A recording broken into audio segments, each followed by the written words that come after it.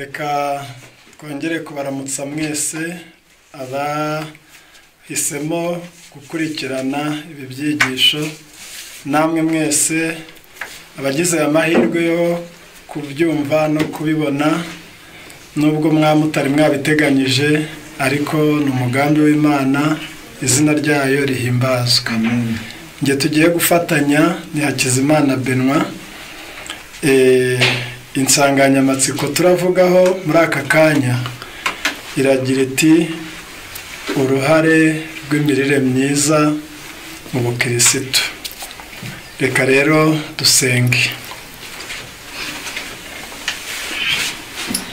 Turagushimye Data wa twese, duhaye amahirwe yo gutegera amatwi ijambo ryawe, yuzuye inama zadufasha kandi zikaduha umunezero. Aho duhe kuzitaho bitubashishe kuba ingirakamaro, tubigusabye mu izina rya Yesu, amen. Uruhare rw'imirire myiza mu bukirisitu, ngiyo insanganyamatsiko tugiye kuvugaho muri aka kanya.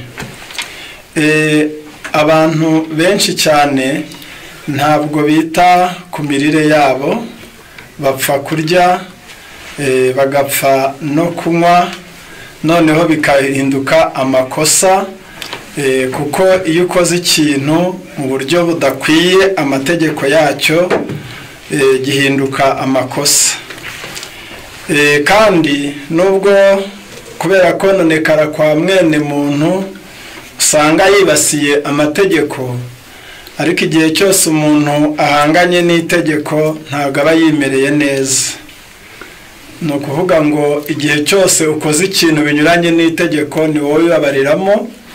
Ikintu cyose gifite itegeko cyagenewe, iyo urirenze ingaruka ni wowe uzigira, ubwo uba wiyanze. Niyo mpamvu uwitwa Bwenge ari we Yesu yavuze ati abanyanga baba bakunze urupfu.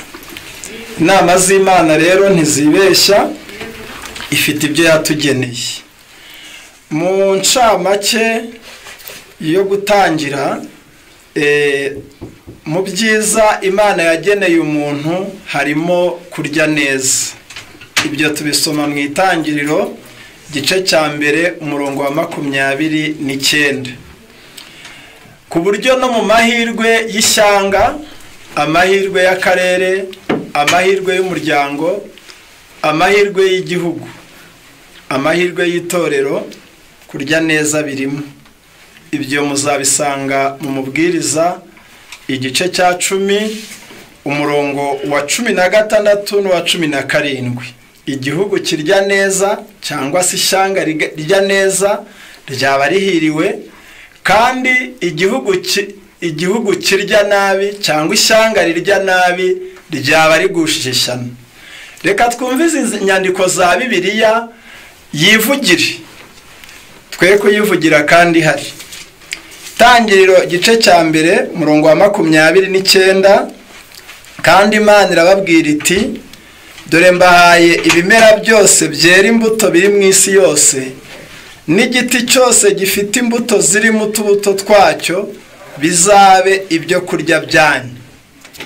Imana ntabwo yaremye umuntu ngo imubwire ngo pfa kurya cyangwa ngo yihitiremo, ahubwo yamuhaye ibiryo. Imana ni inyagahunda. Noneho Umubwiriza igice cya 10 umurongo waho wa 16 n'uwa 17 haranditse ngo wagihugu we, iyo ufite umwami ari umwana muto kandi ibikomangoma byawe bikaba ibirya kare, uba ubonye ishyano. Wagihugu we ubuhiriwe, iyo ufite umwana w'imfura h'umwami kandi ibikomangoma byawe bikarya mu gihe gikwiriye, kugira ngo bigire amagara bitari misindwe. Kurya neza, imirire myiza ifite uruhare mu bukirisitu. Ubukirisitu ni gahunda igendereye gusubiza umuntu ubugingo buhoraho, kuko twabunyazwe n'icyaha, gupfa biraza, ariko ntago haje urupfu mbere, haje icyaha hakurikiraho urupfu. None kubera ubwenge bwononekaye, umuntu yatinya urupfu agatinyuka icyaha. Ibyo ni nko gutinya umwana ugahangara se. Ubwo rero murumva ko byaba ari ubuswa. Cyangwa gutinyuka umugaragu, gutinya umugaragu nako ugatinyuka shebuja, ntabwo bwaba ari ubuswa. Icyaha ni generali w'urupfu. Nta muntu rero wakagombye gutinya urupfu ngo atinyuke icyaha. Kije ubugingo bwarahagaze. Imana irashaka ko tubusubirana, ariko ibanje kuvugurura umutima ukayobora intekerezo zikayobora impagarike, maze umuntu akagira imico mbonera. Ubwo nibwo bukirisitu. Ni gahunda ihera mu mutima ikagera mu bitekerezo ikinjira mu mpagarike, noneho bikaboneza imico. Kuko ntago ni mu mico mibi, wenda urugero umunebwe ni mubi. Mu mico mibi ivugwa bavuze ngo umuntu ni umunyamico myiza, yaba ari umunyamwete. Nubwo agize umwete nanone mu byiza, ariko hakagira ibindi bibagira, yaba ari mubi. Ariko ubunebwe ni imico mibi. Nubango uko Bibiliya iciraho iteka ubusinzi, igaciraho iteka urwango, niyigeze ku bunebwe ntabwo ibucira akari urutega. Ubwo rero impagarike nzima, impagarike iyobowe n'ubwenge buzima, niyo yashobora kuzuza ibikenewe mu mutima, mu bwenge, mu mpagarike no mu mico. Noneho umuntu akaba yuzuye. Mu bintu Imana yaduhaye rero icyo turema harimo kurya, gukora, kuruhuka no gushyingirwa. Ku kurya nabisomye. Icyaha kimaze kuza, nabwo Imana yavuze ku mirire. Hariya hambere yatanze imbuto, kandi ubwo hari imbuto zitoshye, hariho n'imbuto zumye, amoko atandukanye y'ibinyamakakama. Burya nayo hari ahagera akabarwa mu mbuto. Ariko bigeze ku birebana n'uko Imana yabonye hazaza indwara, yatanze n'imboga. Icyaha kimaze kuza, mu Itangiriro igice cya 3 umurongo waho ni wa 18, buzajya bukumereramo imikeri n'ibitovu, nawe uzajya urya imboga zo mu murima. Cyaha kije hameze amahwa, ariko nk'iyi mikeri n'ibitovu yarimo n'imiti. Mikeri n'ibitovu birimo imiti, ariko haza n'imboga zirimo amoko 5. Hari imboga zera ari inkoni cyangwa uduti, hari imboga zera ari indabyo, hari izera ari imizi, hari izera ari amababi, hariho n'imboga zera ari imbuto. Ubwo noneho imboga zari zije kurinda indwara, gukungahaza amaraso, gushoboza umuntu guhangana n'abanzi b'inyuma, amavirusi, ama-infection. Imboga ni kabuhariwe mu guhangana n'ibyorezo n'indwara. Noneho Bibiliya iti gututubikana ko mu maso hawe niko kuzaguhesha umutsima.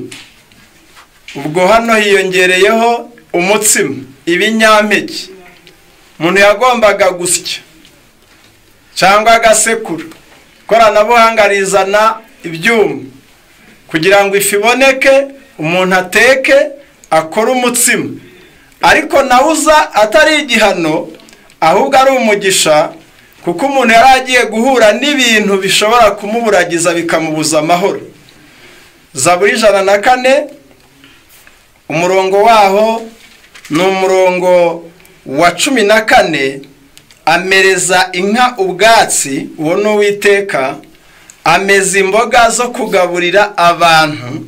Ubwo biravuze ngo umuntu urya imboga ntabwo yagira indwara z'amaraso akennye, kugira ngo abakurire umutsima mu butaka, kugira ngo abakurire umutsima mu butaka, na vino yishimisha imitima y'abantu. Vino hano si inzoga, ahubwo ni imbuto zikozwe mu mutobe. Iyo umuntu ashaka umunezero akoresha imbuto. Imbuto ziri mu bintu bivura agahinda. Ngo aboneranishe mu maso haba amavuta. Mu maso havuzwe ni mu ruhanga, ariko by'umwihariko mu bitekerezo. Gucya mu maso bituruka ku ntekerezo zituje. Ibyo rero nabyo byari bikenewemo ibinyamakakama bifite amavuta ashobora gutuma umuntu ahangana n'umunaniro.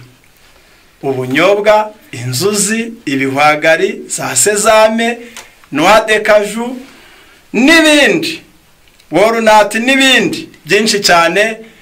Ibyo byari bije ari amavuta ashobora gutuma mu maso h'umuntu hacya hakabonerana. Kandi ngo umutsima uha imitima y'abantu gukomera. Umutsima utera imitima y'abantu gukomera. Twigiye imbere cyane, umuntu yakubwira ngo ubaye ugira ikibazo cy'umuvuduko urenze w'amaraso, ukwiriye gucudika n'ingano, ukwiriye kuba inshuti y'ingano. Zihenda uzigura, zigorana uzibona, ziba nkeya utazibura,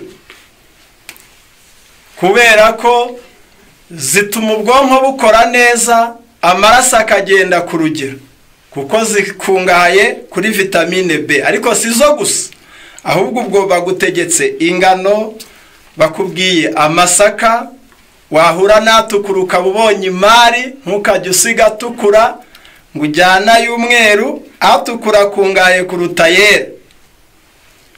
Hanyuma ikigori, uburo n'umuceri ugize amahirwe ukabona uwuzuye, ibyo ni ibinyampeke. N'ibindi tutabona mu karere kacu nabyo birahari, nk'izitwa avoine, arizo benshi bazi ku izina rya oatmeal mu cyongereza, cyangwa se porridge mu mvugo ntaramenya neza ubuvanganzo bwayo. Ibyo bituma umutima w'umuntu ukomera. Hari uburyo bwinshi bwo kubirya, turaza kubigeraho nitugera ku mitekere, ariko umutetsi mwiza akwiriye kuba azi gutegura amagaburo. Noneho kuko urumva umutsima uva mu butaka, umuhinzi yabigizemo uruhare, umucuruzi yabigiramo uruhare, umuguzi yabigiramo uruhare ujya guhaha, noneho umutetsi akabigiramo uruhare, umuryi akaza ari inkurikizi. Ariko n'abayoboke beza barakenewe, kuko hari abanga ibyiza babitekerwa bakahitamo kuburara, abandi bakavuga ko amafaranga yapfuye ubusa. Ndetse rimwe na rimwe ku ishuri cyangwa mu rugo hakaba imyigaragambyo, kubera Adamu ari kwerekwa nyuma yo kugwa mu kigwa kivuga ngo inama y'agakiza. Abamarayika baramusuye bamubwira ukuntu isi izabaho nyuma ye, bamubwira ukuntu abantu bazagenda bagabanyuka mu mpagarike, mu bwenge, mu mico mbonera. Nuko ngo kugeza ubwo bavuzemo ijambo rikomeye ngo kubera ubugoryi bw'umuntu, par la perversité de l'homme, kubera ubugoryi bw'umuntu, guhindana k'ubwenge bw'umuntu nikumara kugwira, ngo umuntu azajya yigabanyiriza iminsi ye yo kubaho. Iryo jambo ryarambabaje. Umuntu namara gutandama mu bwenge azajya afata iminsi mike yari kuzamara nayayigabanye.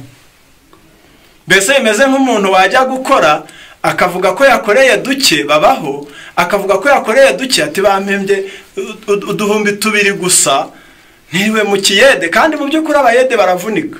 Ni bampembye uduhumbi 2 gusa, noneho ni 3, ubwo ni mu cyaro hari aho babaha 2, ariko ahenshi ni 3 na 4 harababibona.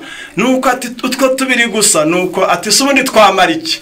Kandi ubwo turimo ibiro bigera muri 4 by'ibigori hamwe na hamwe, ahandi byaba 3, kubaza imibare bari kubibara. Yarangiza noneho ati pu, n'ubundi nta gihe ntapfuye. Ubwo mu rugo hariyo fiyete na mami, yarangiza na nyina wabo, yarangiza agahita akata mu kabari akatunywera, udusigaye akajya ikirayi, akataha. Umugore yahamagara ati wikopesha, ntabwo baraduhemba. Urumva ko kubera ubwenge buke umuntu azagera ubwo yigabanyiriza, ubwe azigabanyiriza iminsi yo kubaho, kugeza ubwo twigishwa no kurya neza tukabihendahenderwa. Kubyiga byo ntacyo bitwaye, no kubyigisha si ubuhanga cyane, ahubwo ikibazo ni ukubirwanya ukabyanga kandi bigushakira ibyiza. Rero mu gitabo cyitwa Ibihamya umuzingo wa mbere, page 215 mu Gifaransa haravuga ngo il y a de la religion dans une miche de paix. Mukavungukira k'umutsima harimo ubukristo. Icyo rero nicyo dushaka guhamya. Turi kwiga uruhare rw'imirire myiza mu bukirisitu. Ubwo rero tugiye kureba ku bintu bigera muri bitatu. Bwa mbere ni ukumenya impamvu turya. Ubwo urahita umenya ni ryari umuntu aba ariye neza, ni na ryari aba ariye nabi. Icya kabiri ni akamenyero mu mirire. Akamenyero mu mirire ni akahe kandi kamara iki? Uramutse ukishe byaba bitwaye iki? Practical habits, akamenyero washyira mu bikorwa mu mirire kakagufasha ukaburiye neza. Noneho icya gatatu ni imwe mu mitekere yavura indwara. Reka nizo ngingo eshatu turavugaho tukaba dushoje. Turi mu cyigisho nicyo kwirinda, ariko twagiye mu ruhande rw'imirire myiza kugira ngo nibura dushishikarize umuntu wese uduteze amatwi kwishimira ibyo arya, ye kujya birya ngo nabyo bimurye, ye kujya ajya kugura ibiryo ngo mukanyagure imiti yo guhangana n'ingaruka zaturutse mu byo yariye kandi ari we wabyiguriye, ahubwo ubwenge bumutere kugura ibiryo abaguze n'umuti. Erega birimo na ekonomi, kuzigama. Iyo uriye neza bikakurinda indwara, ubuzigamye igihe, ubuzigamye butaraga, kandi ubuzigamye ubwenge, ubwo ubuzigamye n'amafaranga. Rero mu rwandiko rwa 3 rwa Yohana umurongo wa 2 igice cyo ni kimwe, handitsemo ijambo ryakumvwa n'ubishaka wese. Aravuga ngo ukundwa ndagusabira. Reka byo wenda twe no kubikwigisha, ariko tubigusabire, turabikwifurije, turabikwifurije. Nkuko umubwiriza yavuze ati wa gihugu we ubuhiriwe. Ukundwa ndagusabira, ukundwa, bien-aimé, bien-aimé, beloved, muntu nkunda cyane, uwo nkunda cyane, ndagusabiye kugira ngo ugubwe neza, ube mutaraga nkuko umutima wawe uguwe neza. Urumva ko kugubwa neza yavugaga ntabwo ko ari uko umutima ko yari agufite. Uyu muntu nta shyari yari akigira, mbega yari wa wundi muzasoma mu gitabo cyitwa Ibihamya umuzingo wa 2 urupapuro rwa 225, ahavuga ngo umuntu ufitanye amahoro n'Imana akayagirana n'abandi, bene uwo ntabwo ashobora kuba umuhanyi. Ne peut pas être malheureux. Ntabwo yaba indushyi, ntiyaba umuhanya, ntiyabura uko agira, niyo yabura byose abafite abantu afite n'Imana. Ubwo rero uyu muntu ntabwo yaba umunyabyago. Mu bagowe uwo ntarimo. Ufitanye amahoro n'Imana akayagirana n'abantu, uwo muntu ntiyagowe. Ne peut pas être malheureux. Nta nubwo ashobora kuba uwagowe. Noneho rero uwo niwe mu Kristo. Ariko Yohana ati ukundwa ndagusabira nkuko umutima wawe uguwe neza n'umubiri wawe ube mutaraga, ugubwe neza muri byose. Gubwe neza muri byose rira ni ijambo rivuze byinshi. Byose buriya kubabizi mu mvugo wanavuga, no mu rugo, no mu kazi, no muri raporo. Ijambo byose ni ijambo buri gihe ujye uyitondera. Ayo yasenya urugo, uramutse uvuze byose atari byose, ukavuga igihe cyose kandi atari igihe cyose, ngo igihe cyose urambeshya, ubwo nuvanga ubuvuze ijambo ribi. Uvuze rero ngo bose ntawe unkunda, none se ubwo hari igihe ahita ngo mwese ntawe unkunda, none se ngewe nanjye se ngo namba nawe wowe hoye, ariko ubwo mwese yarangiye. Ijambo bose rero, ugubwe neza muri byose, ubwo yaravuze ngo urebe we kunanirwa, usome we kurira, uje kwituma we gutaka no kuniha, wihagarike we kuribwa, uryame we kwigaragura, usinzire we kuvuza induru, we kurotaguzwa, kandi we gutera imigero uwo muraranye. Nubyuka ubyuka ukeye nk'umuntu umaze ibitotsi, nugenda we kubyimbirwa, niwicara we kunanirwa, nuramuka uhagurutse we kwikanga, nihagira ikintu gisakuza cye kukugusha hasi. Ugubwe neza muri byose, nurya ibiryo bive mu nda ku gihe, mbega ugubwe neza muri byose. Ubwo yari yerekanye ko za nzungano 12 zigize impagarike y'umuntu, za nzungano 12 zigize impagarike y'umuntu zose zikore neza. Urushinzwe ibyo kurya kubigogora, urushinzwe amaraso, urushinzwe gutekereza ubwonko, urw'amagufa, nuko ingingo zawe zose, iz'ubwirinzi, iz'imyororokere, yewe byose birakore neza nk'uko umutima wawe uguwe neza. Rero kuba muzima birahenze, bityo rero umutetsi mwiza nawe arahenze. Niyo mpamvu rero ubu butumwa bwiza kugira ngo bugire icyo bumarira isi, Imana yabuhaye ubutumwa bugabanya imibabaro kandi bukeza itorero. Niyo ntego y'ibi byigisho, ni ugukora ibintu bibiri: mu itorero ni ukuryeza, mu isi ni ukugabanya uburibwe. Nibura abo twari kuzashyingura ejo tuzabashyingura umwaka utaha, kandi twarababwirije barizeye Yesu. Nzi ko bamwe mu bari kunyumva ari indembe, hari n'abadafite ibyiringiro byo gukira, hari n'abo wabwira indwara zabo ko zakira ntibabyemere, ariko Bibiliya iravuze ngo nimusogongere mumenye yuko Uwiteka agira neza. Hari abakunda kubaza ngo mbu ubutumwa kuki budakora ibitangaza. Ibyo wabisubizwa n'abo bwabikoreye. Hari abadategereje ibitangazo baba ngo natwe turi byo. Rero muri iki gitabo cyitwa twebwe n'abana bacu, ingingo ya mbere ni ukubera iki turya. Mu mubwiriza yavuze ngo barya ku gihe, ngo kugira ngo bagubwe neza, ngo babe bataraga kandi batarimo isindwi. Muri iki gitabo ni twebwe n'abana bacu, urupapuro rw'181, harabaza ngo, ndasoma 181 na 200, harabaza ngo kubera iki tugomba kurya.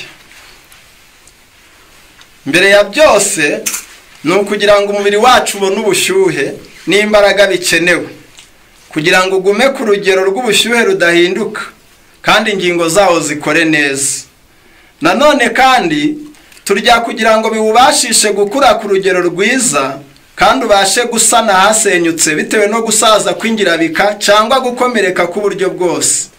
Hanyuma kandi biwubashisha guhangana n'abanzi bava hanze yawo n'abava imbere muri wo. Amafunguro yacu ntiyabasha kumara ayo makene yose mu buryo bwuzuye aramutse atagizwe n'ibitera imbaraga hamwe n'ibituma umubiri ukora neza, kabone nubwo byaba bidatanga imbaraga. Ibitera imbaraga biboneka mu bigize umubiri bigabanijemo ibice bitatu. Biboneka mu bigize umubiri bigabanijemo ibice bitatu: ibyubaka umubiri, ibinyamavuta n'ibinyasukari. Kugira ngo umubiri wacu ugire imbaraga hakenewe ibyubaka umubiri, proteine, bigizwe n'ibyo kurya twagereranya n'ibikweduka cyangwa ibishinzwe kubaka.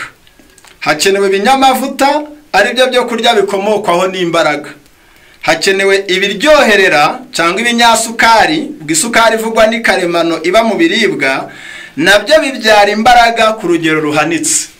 Umuntu ashaka imbaraga azafate inyubakamubiri, afate ibinyamavuta, afate n'ibiryoherera. Ubwo rero ku nyubakamubiri turaranga ahakuru hizewe cyane utarya ngo uzibure cyangwa ngo ugire nke.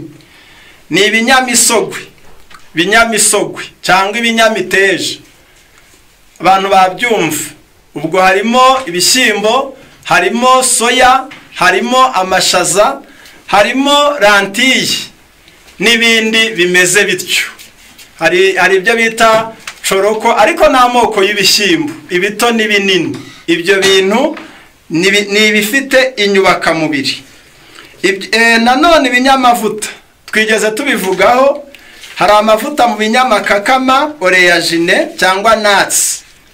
Ubwo harimo ubunyobwa, hakazamo sezame, hakazamo ibihwagari, hakazamo amande, hakazamo noix de cajou. Ayo mazina y'uruzungu nta kundi tuyafite mu Kinyarwanda nuko, ariko urimenye ukajya aho bagurira wabibona. Kandi ubikoranabuhanga ryaje, uramutse umenye uko byandikwa ukabishyira kuri Google babikwereka. Icya gatatu, ibinyasukari cyangwa ibiryoherera ngo nabyo bibyara imbaraga mu rwego ruhanitse. Ibiryoherera tubiteze ahantu nka habiri cyangwa hatatu h'ingenzi. Bwa mbere, ibinyampeke iyo bihujwe bigira isukari yuzuye. Bango ibigori, ingano, amasaka, uburo, umuceri bifite isukari karemano. Nubwo byubaka ubwonko, ariko bitera n'imbaraga ku rwego rwiza kandi rwo hejuru. Icya kabiri ariko ubwo gutera imbaraga neza ibinyampeke ibyiza nuko bihuzwa. Icya kabiri nuko ibiryoherera tubibona mu binyamizi, ibirayi, ibijumba, imyumbati, biriya bintu bita ibinyamafufu, ndetse n'amateke, ibikoro. Ibyo byose bigira urugero rwa hydrate de carbone. Icya gatatu hakaza imbuto nazo zigira gutera imbaraga, zaba ari izumye cyangwa imbisi. Ndumva kuri icyo umwanditsi ati impamvu turya ni ukugira ngo umubiri wacu ubone ubushyuhe n'imbaraga. Mbega uko igifu gikora, impyiko zigakora, umutima ugatera, kubagerageje gukurikirana uko utera usa n'ukubita mu rwego rwo hejuru.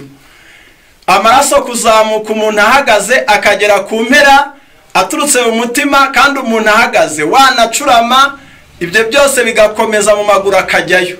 Ukazamura amaboko akagenda akagera mu mitwe y'intoki, kandi uzamuye amaboko hasabwa imbaraga. Noneho gufata ibyo twariye bigahinduka amaraso bisaba imbaraga. Kubyinjiza mu maraso bisaba imbaraga. Gusana ahangiritse, ubwo ni ukuvuga ngo akazi kose gahera mu k'umubiri wawe ugomba kubanza kugira imbaraga. Noneho tugomba kurya kugira ngo umubiri wacu ugire ubushyuhe, ugire imbaraga zikenewe, kandi turya kugira ngo tubashe gukura, turarya kugira ngo umubiri wacu ubashe guhangana n'abanzi b'imbere n'ab'inyuma. Ubwo ni nko kukubwira ngo ni ya mvugo benshi barayizi, barayihugurirwa hirya no hino mu mashuri barabyiga. Indyo yuzuye igomba kuba igizwe n'ibyubaka umubiri, ibitera imbaraga, ibyubaka umubiri, ibitera imbaraga n'ibirinda indwara. Ibyubaka umubiri ubwo ni nabyo bitera igikuriro, nibyo birema umuntu, ni nabyo bituma akura, nibyo bisa n'ahangiritse bikarinda gusaza vuba. Nanone ibitera imbaraga birakenewe, kuko buri kanya buri munota imbaraga ziba zikenewe. Niyo mpamvu uvuga cyane ugasarara, niyo mpamvu uhagarara cyane ukananirwa, niyo mpamvu ureba cyane wageraho ugashaka guhuma, niyo mpamvu mara umwanya utariye ugasonza. Ibyo byose wakirirwa utabonye amazi iminwa igasaduka, ubwo haba hakenewe kunganirwa. Gatatu noneho umuntu akwiye no kurya ibirinda indwara bigahangana n'abanzi b'imbere n'ab'inyuma. Abanzi b'inyuma ni wa mwotsi w'itabi, nubwo utarinywa ushobora guhura n'abari kurinywa, ni ibinuka biri hafi yawe, ni imibu ishobora kukwataka n'ibindi. Ibintu byose biza bishobora gutera indwara, imyanda wahura nayo iri mu mukungugu, ibyo ushobora kunywa, ibyo ushobora kurya, ibintu byose biva hanze by'imyanda, ibyo wakoraho, imyenda wakambara yanduye n'ibindi. Ugiye ahari ibyorezo, ibyanduza ni byinshi. Imiserani tujyamo nayo birimo imyanda hamwe na hamwe. Ubwo ni ukuvuga ngo umwanda uva inyuma wose ukwiriye gusanga umubiri wawe ufite umusirikare muri wo guhangana na wa mwanzi uturutse inyuma. Ariko hariho n'abanzi b'imbere rero.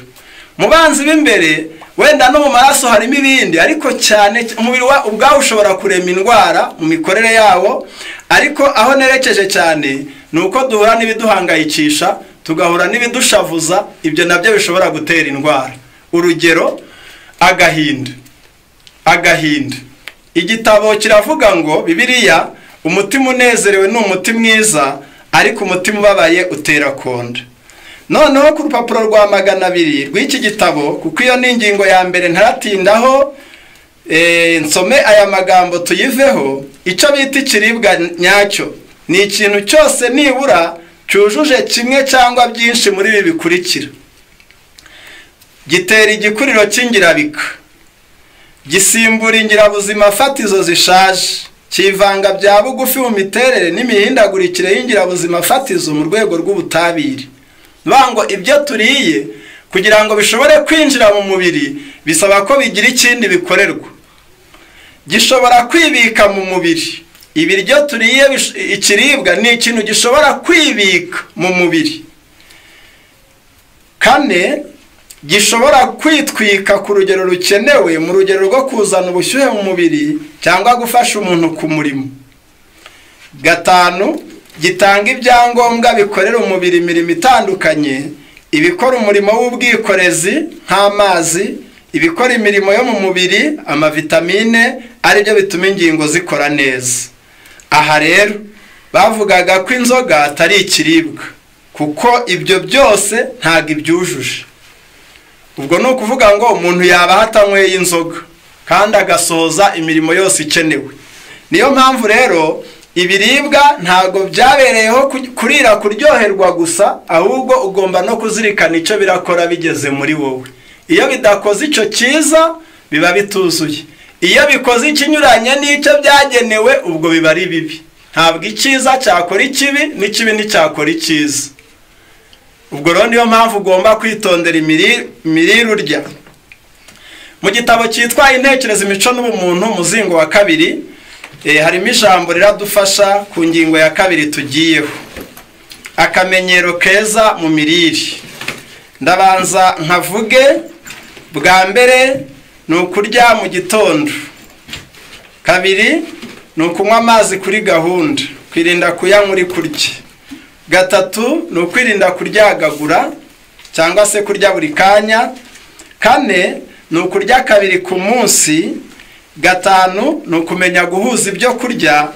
6 ni ukurya ku rugero. 7 ni ukurya ibiryo by'ubwoko bwiza. Ndabisubiramo: mbere ni kurya igaburo rya mu gitondo. 2 ni ukunywa amazi kuri gahunda. 3 ni ukwirinda kuryagagura. 4 ni ukurya 2 ku munsi. 5 ni uguhuza neza ibyo kurya.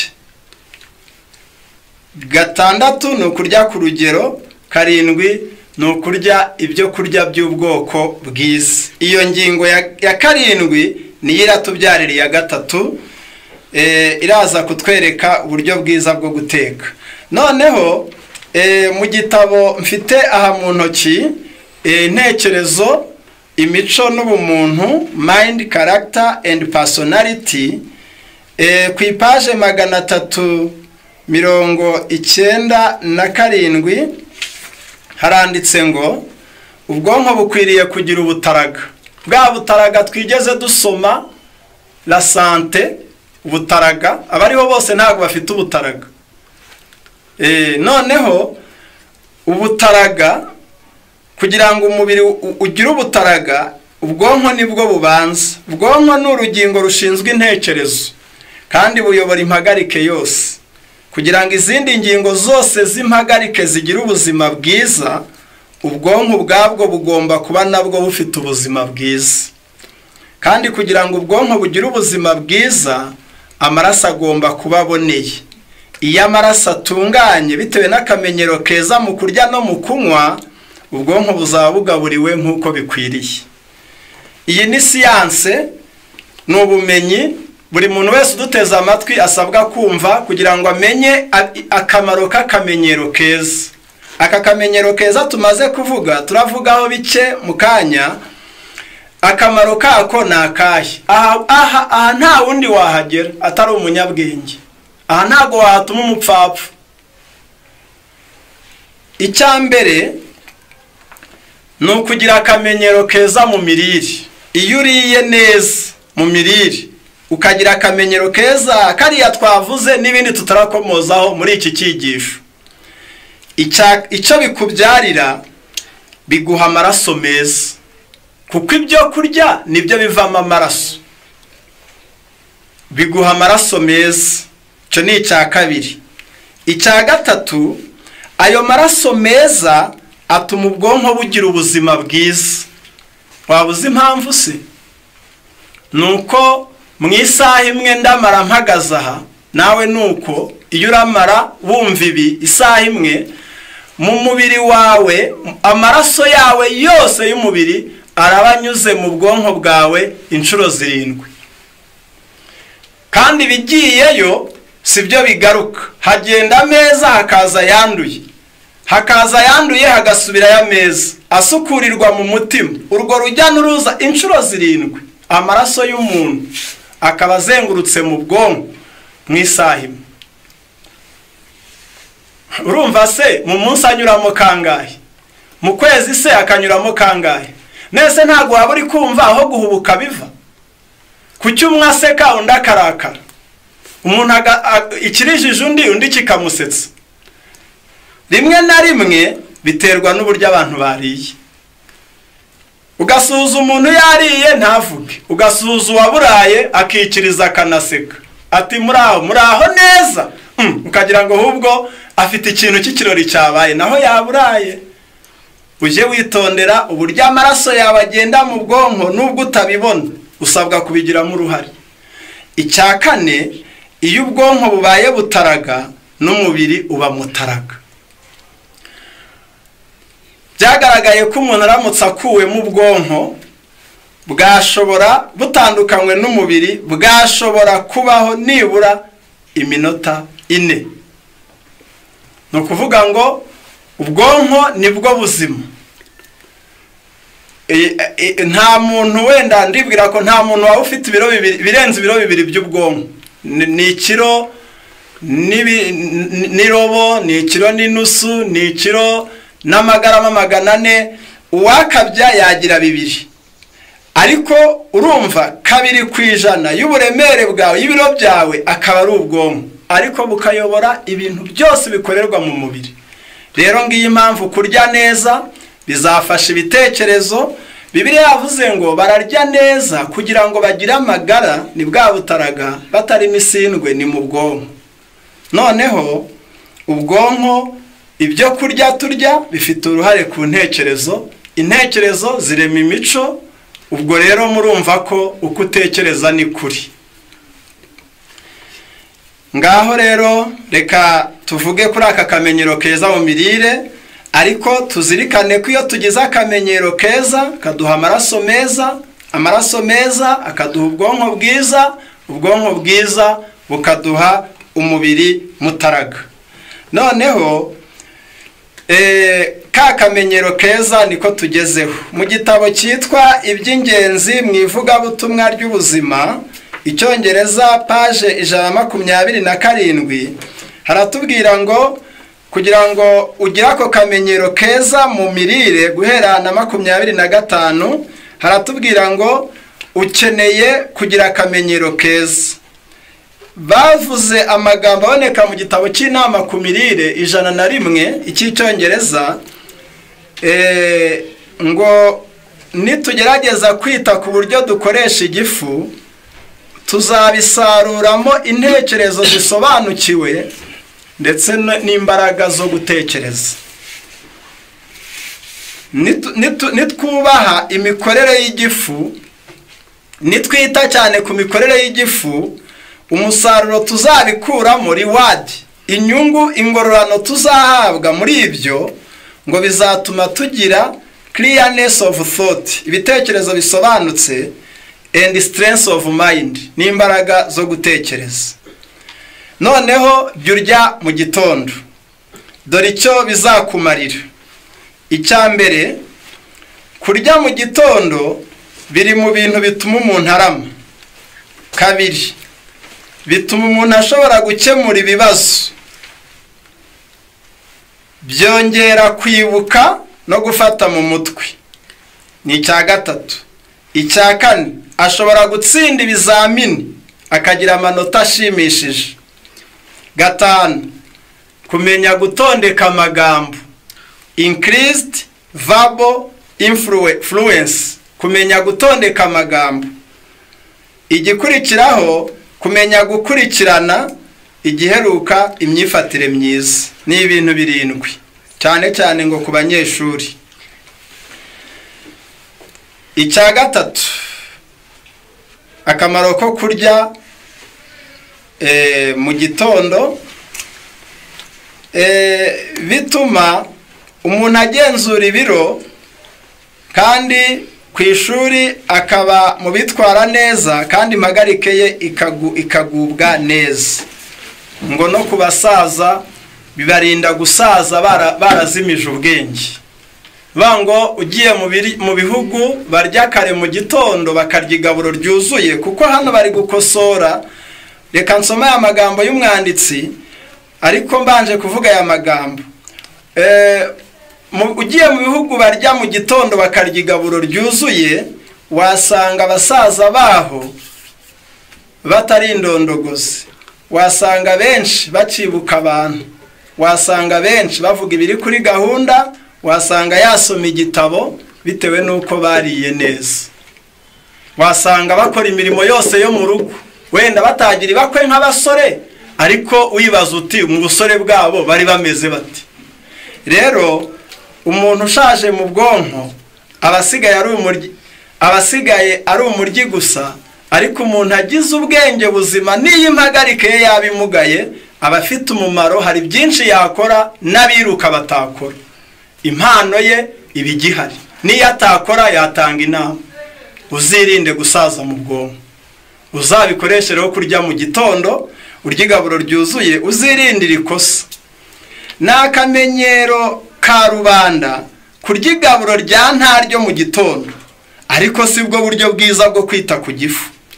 Igihe cyo kurya mu gitondo nicyo gihe cyiza cyo kwita ku biryo, ukarya nibura 2/3 by'intungamubiri zikenewe ku munsi. Ndi gusoma akamenyero ko kurya duke mu gitondo ukavutura byinshi nimugoroba ni ikosa.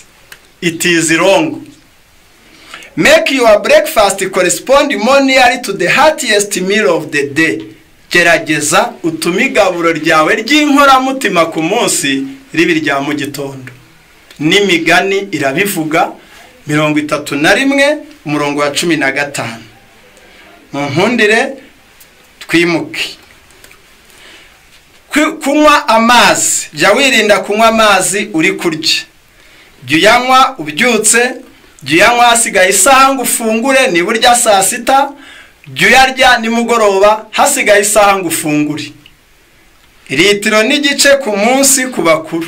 Uyuzuze, hanze yayo ujya unywa bitewe n'icyo wakoze n'ubushyuhe buhari n'izindi mpamvu, ariko wirinde kuyanywa uri kurya, kandi uyanywe hashize amasaha nibura 2 wariye. Icya gatatu, turi kuri ka kamenyero keza, jya urya 2 ku munsi. Haravuga ngo abantu barya kabiri ku munsi ibiryo birabayoboka, ntibakunda kurwara sima, nta biryo bikunze kubagwa nabi, igogora ryabo rikora neza, ntibarakazwa n'ubusa, biga vuba, baribuka, bagira imbaraga kandi bazigama amafaranga.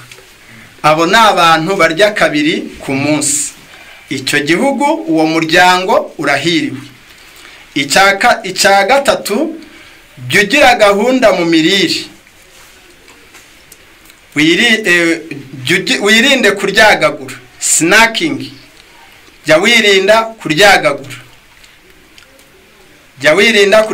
Ni icya kane. Kuryagagura ni ukugira utwo utamira hagati y'amasaha yo kurya. Hagati y'amafunguro yawe yombi hajya haba amasaha 6, amake aba 5.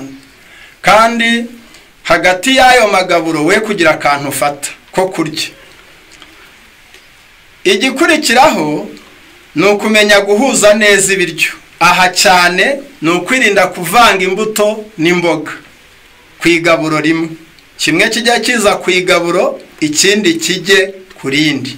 Ikindi twe kurya amoko menshi, gusanga ibyo ufite byose washatse kubirira rimwe, ahubwo jya ubihinduranya.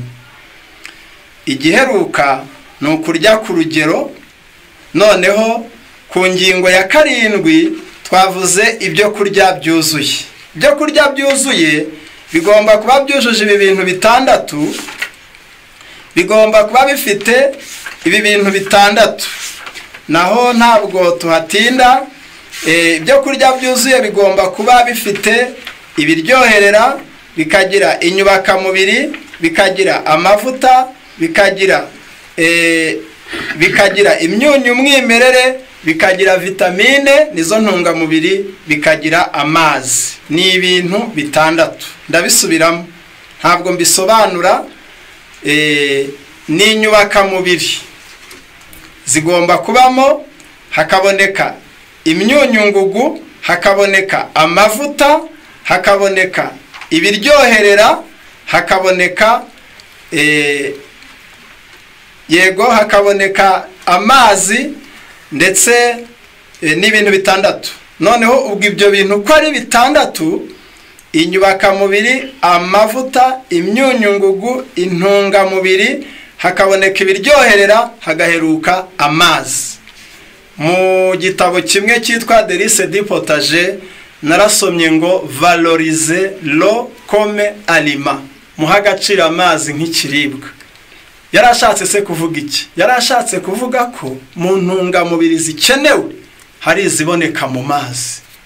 Amazi yakomeza amagufa, amazi yatuma umwana akura, amazi yagufashiriza ubwonko, amazi hari imyunyu yaguha nawe ukaba ufite imyunyu nk'iyundi. Imyunyu imboga zakuye mu butaka n'amazi ntabwo ayisigayo. Ubwo rero jya uyaha agaciro, nayo afite intungamubiri akuzanira. Ngibyo ibintu 6. Noneho umutetsi mwiza amenya kubihuza. Mu minota mike dusigaje, reka tuvuge ibi bikurikira kugira ngo nawe ubashe kwirinda imirire yawe ibe myiza. Tubibutse ko twaye turi kureba uruhare rw'imirire myiza mu bukirisitu. Abantu benshi rero uzabona abanyamico mibi barirwariye, wabaha ibiryo byiza baba beza. Abandi benshi babaye imburamumaro babingira akamaro, baramutse bagaburiwe neza. Noneho umutetsi mwiza ni umugisha. Muri iki gitabo cy'urugo ruhire nomero ya 2 page 47 harimo amagambo atubwira ngo niba muri abakire mwigisha abana banyu kwikorera imirimo imwe n'imwe, kuko ubwenge budakora imirimo buhorana umuteto, kandi menya ko ubukire budahoranwa, kandi ko ntacyo bumarira umuswa. Umugani wo uti mpa mama nabyo no gusaba. Izo nshingano zo mu rugo nizi: ni ukoza ibintu neza, ni ugutekana isuku, ni ugupfundikira no kuvura, ndetse no kumesa. ku birebana no gutekana isuku niho ndavuga gusa. Guteka ibikenewe n'umubiri, guteka ibikenewe n'umubiri, umenye ngo umubiri ukeneye ibitera imbaraga, menye ko ayibonye mu binyamafu cyangwa mu binyamakakama.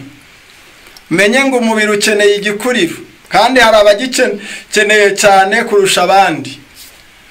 Abakeneye igikuriro kurusha abandi ni umubyeyi utwite, ni uwonsa, ni abana bato batangiye kurya, kugeza cyane cyane nanone kongera kubona ingimbi n'abangavu, ndetse n'abasaza baba bakeneye ibyubaka umubiri kurusha abandi.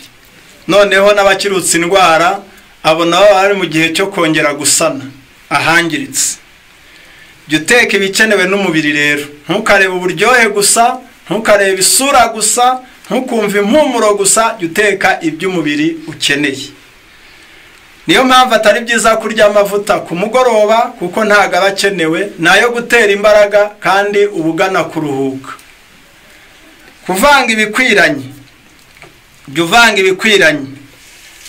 3, kuvanga ibiryoshye, kumenya kubihuza bikaryoha. Nk'urugero, ufashe ifu y'ingano ugafata 6 inshuro 6 z'icyo upimaho, zikaba ari ibigori, 3 bikaba ari ingano, 1 rikaba ari soya.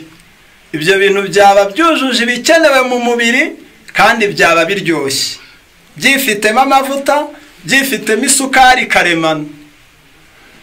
Noneho ubwo ndavuze ni ibigori inshuro 6, ingano inshuro 3, soya inshuro 1. Noneho kugaburira, gukorana umwete na gahunda. Aha mbagira inama umuntu wese ushaka kubahiriza ihame ryo kurya mu gitondo, ajya aranyeganyeje ubwonko ku cyari burye mu gitondo.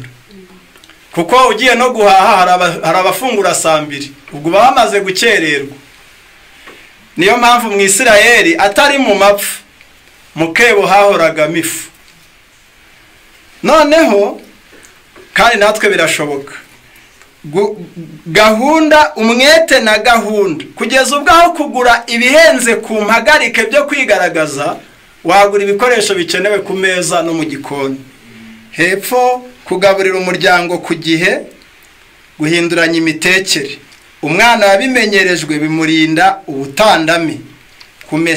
Ndumva nibyo twashakaga. Ntabwo rero turi burengaha. Reka tubwire abafite ikibazo cy'umuvuduko urenze w'amaraso bazaba inshuti y'isahani y'ingano n'isahani y'amashaza y'urunyogwe. Bitekwa biti: ufata ingano ibirahure 2, ugafata urunyogwe ikirahure 1. Izo ngano ukaba wazinitse, nazo zikongera gusa naho zibaye ntoto, amasaha hagati y'5 na 6. Warangiza ukabitekana bikabira umwanya muto, ntibishye cyane ngo birenga urugero. Ntabwo binywa amazi menshi, ntuzabishyiremo menshi, nanaba menshi ntuzayamene. Kandi nuba umutetsi mwiza uzabihisha bihure, hanyuma ubirye 3 cyangwa 4 ku munsi. Ni igaburo rivura, rituma umuvuduko uba ku rugero, ni igaburo riturisha intekerezo, ni igaburo rikungahaza amaraso, ni igaburo ritunganya amara, ni igaburo ryongera intungamubiri ku mugore utwite n'abandi, ni igaburo ryiza ku bafite isukari yo hejuru, ni igaburo ryiza ku muntu wese ushaka kwirinda gusaza imburagihe. Imana idufashe kugira ngo iri shuri ryiza Imana yaduhaye ritwigisha kurya neza ibidufitiye akamaro, twe kuba abapfapfa barwanya ubazaniye ibyiza, bakarwanya ibyiza batazi ko ari bo birimbuye. Imana iturinde gukora ibyo tutumva, ahubwo iduha umwete wo kwikiza, gukiza abacu no gukiza abandi, mu izina rya Yesu.